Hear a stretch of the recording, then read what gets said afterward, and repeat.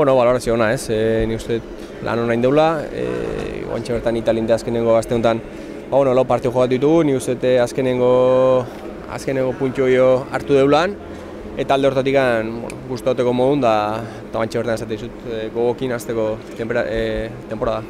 Dudik gabe, guantxe nekatuta gaude, azkenengo gazten lau partio jogatu ditugu, eta nik uste guantxe bazkola 2-3 bat egun deskansatzeko, pila kargatzeko eta gogotsu aurreneko partio egiteko. Ez da errexak egitea. Egite oantxe bertan oso ondo obikaino egotia oso zaila dela, eukideun kargatik eta demoraldi guztien zehar gauzak hobetzen junberko ditugulako, baina nik uste aurre demoraldi honetan lan hona indeula, taldia preparatu dagoela temporada azteko eta alde hortatik nik ondo ikustet.